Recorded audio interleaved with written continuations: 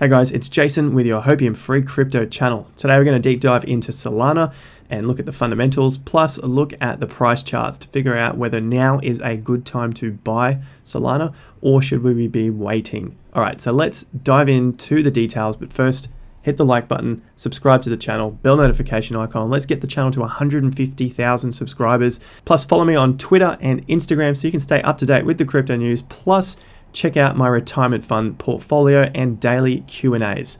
Let's dive in. Now I'm going to break the video up into the fundamentals and then the charts.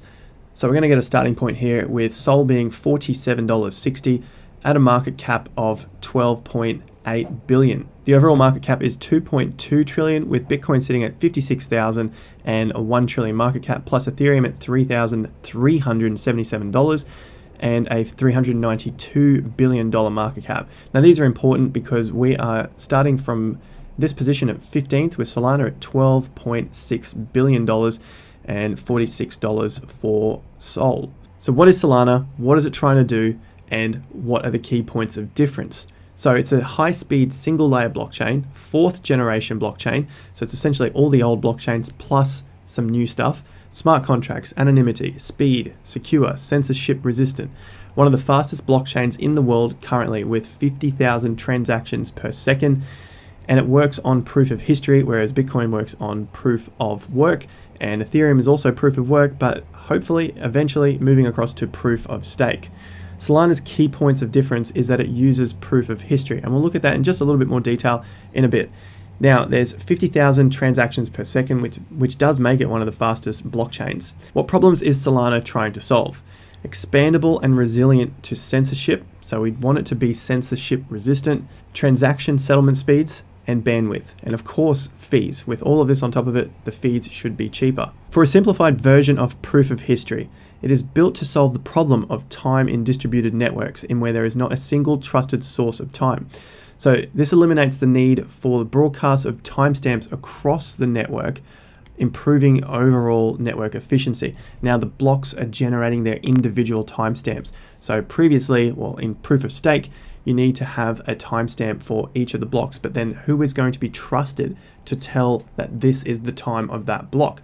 Therefore, they have to distribute or broadcast that timestamp across the network. However, Solana has said that found a way to improve this efficiency by putting a timestamp on each of the blocks, and that can all be trusted once they receive the block, once the block gets into the chain. For some of the pros, we have a layer 1 blockchain with Solana.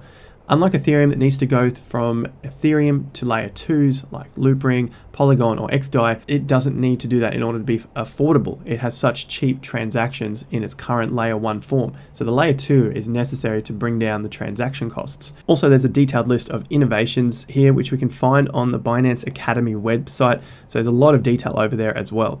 Now, Solana also has big financial backers, which we'll have a look at briefly in the tokenomics. The cons to it, which continue to come up, you'll see in Twitter, is the decentralization. We'll have a look at that also in just a moment. So is Solana the answer to the smart contracts? Well, at least it has smart contracts and DeFi working on it. Polkadot and Cardano don't have smart contracts yet, or at least at the time of this video.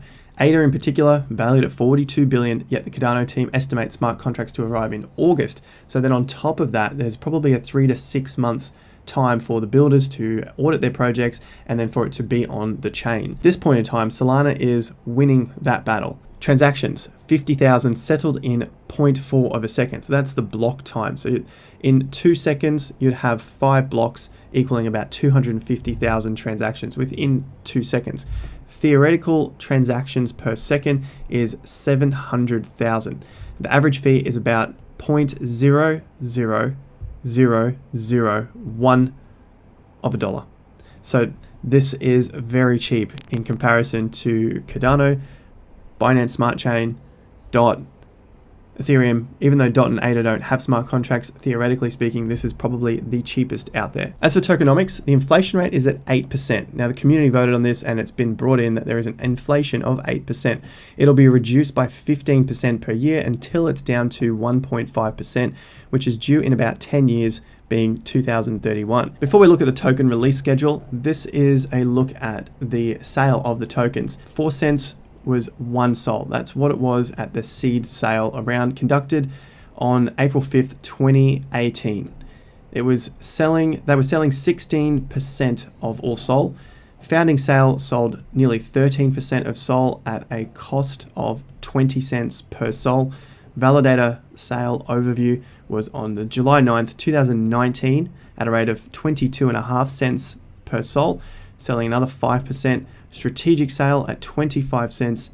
CoinList auction was at 22 cents per SOL, and that was another 1.6% of the company.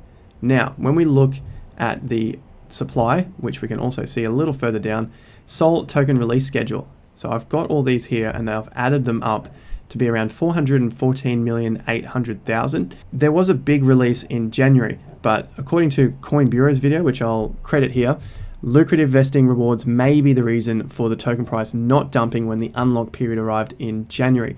So there was a lot of coins released in January. The price didn't dump.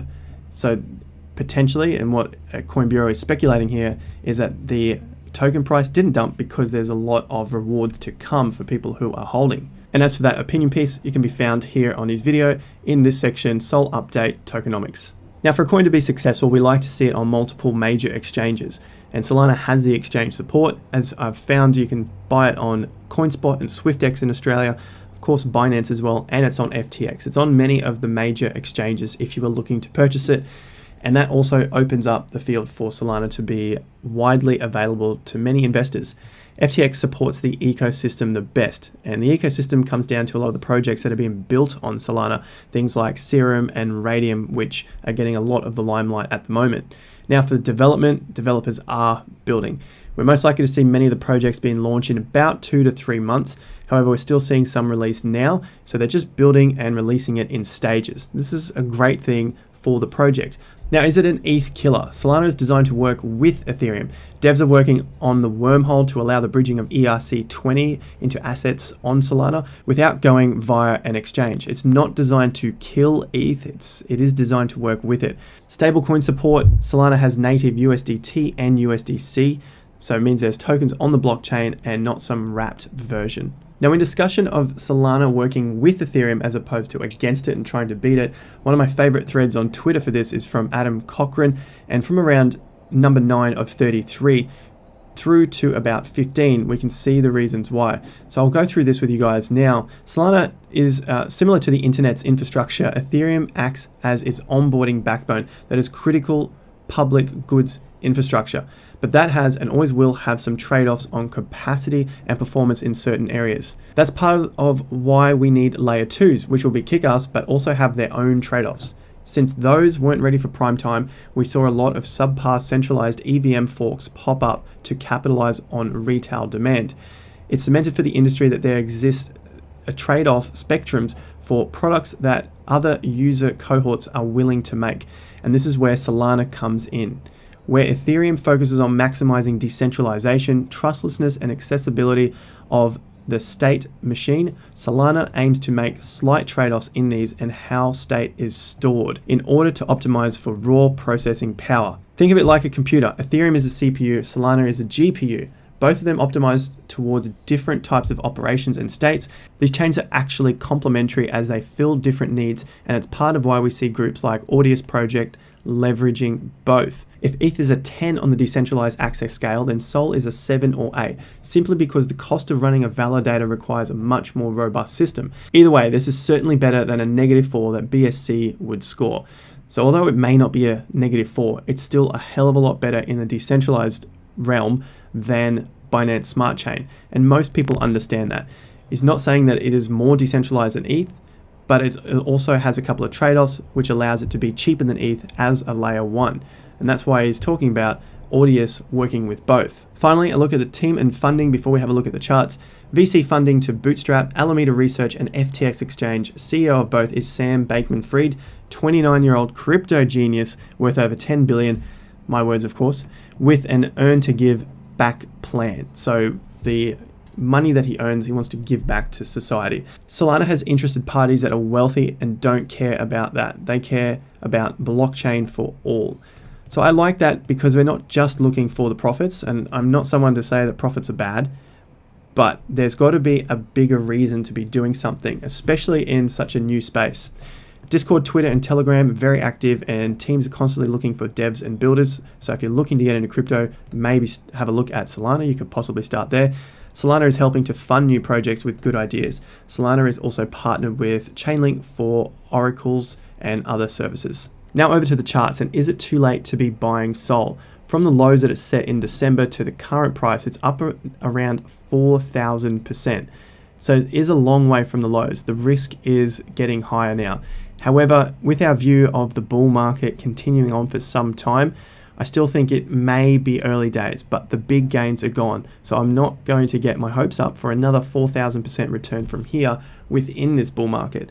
However, when the market does drop at some point, as it always inevitably does, then I'll be looking to purchase more Solana, but I think there might be a little more of a sustained bear market while development continues to happen.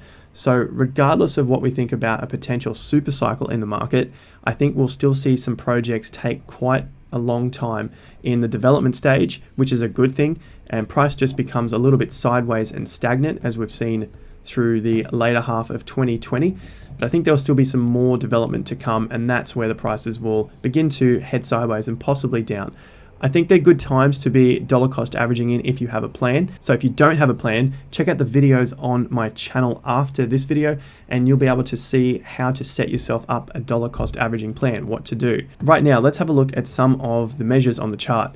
Now, I want to start with time. Time is the most important aspect of any market, because if you get the timing wrong, you won't make very good money or any money at all. The first thing I've got here is just a simple day count. So I've just been measuring some ranges. 26 days up to this point here, 4 days down. 21 days up, 5 days down. 7 days up, 4 days down. We've seen 22 days up to this next peak, 4 days down. 17 up, 6 down. About another 7 days up, 3 or 4 days down. So if you're noticing a pattern here, during its bull market, it is having between 3 and 6 day corrections. Very, very short time periods for the market to go in a corrective phase. For the up move, we're getting a long move of around 4 weeks, then a shorter move of 3 weeks, and then the shortest move of about 1 week. And that just keeps repeating, 22, 17, 7. So if we are beginning to start this cycle again, I suspect we might get something like a 26 or a 22 day move from this low, if this happens to be the low. The thing that's got me a little bit concerned is that we've tried to push to new highs and have had 2 straight days down at the moment with high volume from yesterday. Now, if you're watching this in the future, you'll have the answers to this already. But long term, I like the look of Solana. So I'll do some update videos on Solana and its price action in the future. Currently, this piece here, we have seen it bounce off the 50%, so $21, and it's done 200% of the range from March through to April. So that is usually a point where the market is going to hit some resistance. Now, if we move this to the top, then we have a 50% level of around $31. I'll also move this to the bottom of our range that we are questioning, and our 50% level comes out at about $35.70. So if we call it around $36, should this be the top, then I think we could see a small correction, a potentially quick correction to around $36 to $39. So at the current level of $47, it doesn't look too bad. Now, the next possibility is looking for a bullish scenario rather than this being the top, and potentially we just shoot straight through this top. If that's the case, we're not too far from the top at $50, and it's only about 6 or 7% from the high now. So I would be willing to wait for the market to confirm that we're in another bull market, that we're about to head up again and cross this top, rather than try and guess it at this level of $47, because potentially we could see prices as low as $39 or around $35, which is a saving of about 23%. So I would rather risk the 7% to the upside, missing out on that 7%, as in buying in now and hoping it goes up, than potentially seeing a drop of 17 to 24%. So I could pick some Solana up for a lot cheaper than I could buying it now with the hope of it going further up. From this point, if this does happen to be the top, then I'm looking for a target of $68 and $79.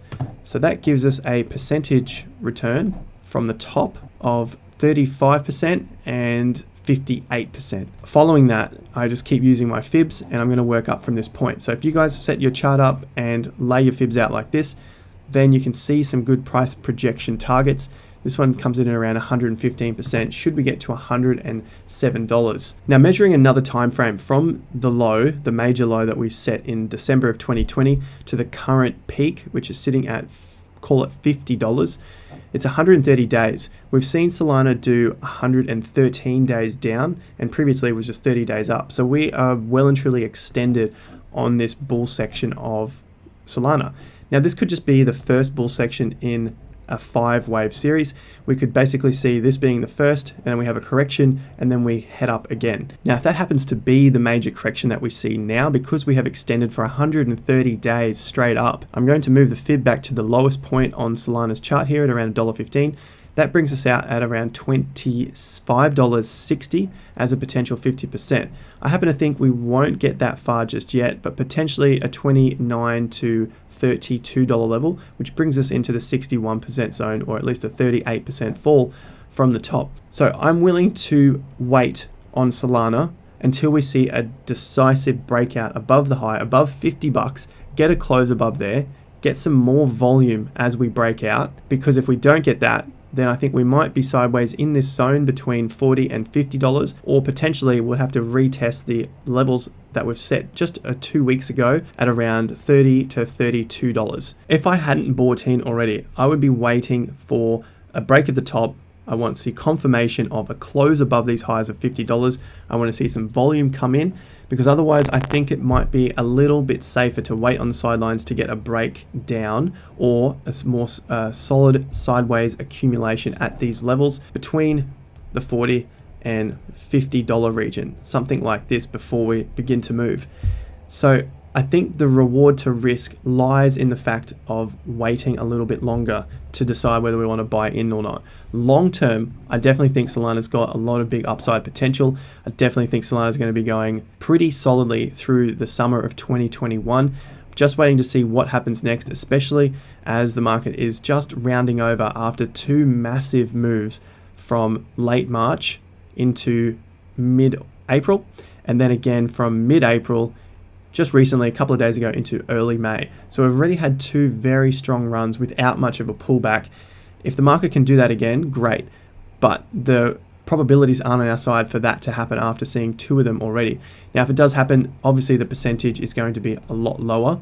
We're looking at 60% up to that first one, around 70%. This is called momentum trading. We want to be trading with the momentum of the market. We break the tops, we're in. We head down, we wait for consolidation, or we find a level of support and we buy in and then play with the momentum, play to the upside with the momentum. Should we go sideways here, then something like this might eventuate, and the time frame from February into late March was a total of about 30 days from the top to the bottom before it started to move again. So we'd only have to wait about a month from that period. I'm going to measure it from this top, and the month brings us out into later this month. So it's only a few weeks away. If we can be patient, we could get a better price, or we could see a confirmed breakout, which means our money wouldn't be sitting on the sidelines for weeks, and we just wait for that move to the upside. So keep a track of this chart, set your alerts, have your plan ready, because anything can change at the drop of a dime when it comes to this chart. But you can use this moving forward, especially with the fundamentals, and we'll continue to update Solana in future videos. And what video wouldn't be complete if we looked at Solana and the Ethereum pair and Solana and the BTC pair? Ethereum has been going on a wild run, but it looks like we've started to top out at 2% of ETH value. It's on its way down at the moment, hopefully finding some support around the 1.3%, but I wouldn't be surprised if we happen to come down and test this region where we've seen some support and resistance already. Now, if we move this to the top, which looks like it has been set now, a 50% zone brings us at 1% of ETH value, 1.1%, and a little further down, basically 1%. So somewhere in this region right here. Onto Sol BTC, it has had a massive volume day. This is on FTX exchange for the top. If we don't happen to find some support at these levels and consolidate, then we could be in for the same outcome as we're seeing with Sol Ethereum. Bottom, top, and we've started to come down into another zone. We could fall further than this, but this is my first target zone. So for Sol BTC, we're going to apply the same metrics here using our fib, paste it to the bottom, anchor it to the top. 50% brings us out at around 52,000 sats. Any further down is around 40,000, and the higher level is around 63,000. Ideally, I want to see some consolidation and a continued move up, but I'm ready for all options. And should we see it fall, then at least this lines up with a few other levels like the previous top in September 2020 and the low before we took off. So the 40,000 to 50,000 level is a possibility. Let's keep watching this. From those charts, BTC isn't looking like it's breaking to the upside. Sol ETH looks like it is heading down, and Sol USD looks like it could be overextended. But if we get a move on Bitcoin, then this will continue to move up, and the Sol BTC will continue to move down, and Sol ETH at the moment looks like it's probably going to have a little bit more time to the downside after breaking these lows. Now I feel like I've just scratched the surface of the Sol research. There is so much to dive into, especially with the decentralization, the tokenomics, the founders, what's going on with the company, what are we looking forward to. But we're going to keep tracking it on the charts as well, because I believe we're going to see some action in the coming weeks, most definitely on the USD chart. Now, if you aren't tracking Solana, I suggest you do if it's something that interests you. You can use the TradingView link down below or the Blockfolio link, which you can set alerts to and trade on that app. Now, this is a project that I absolutely love, so I'm going to continue to follow up with Solana on the channel. So be sure to follow along, hit the subscribe button, bell notification icon so you can be updated with the time-sensitive content. Leave us a like if you enjoyed this and you want to see more of it down below. Follow me on Instagram and Twitter for daily Q&As and updates of my retirement fund portfolio. And if you are interested in trading Solana or anything else in its ecosystem like Ethereum or FTX, then go and check out the links to SwiftX and Binance in the description down below. You'll get $10 of free Bitcoin if you sign up and verify with SwiftX, and 10% off your trading fees with Binance. Link down below. I'll see you guys at the next video. Thanks once again. Until then, have more fun to get more done.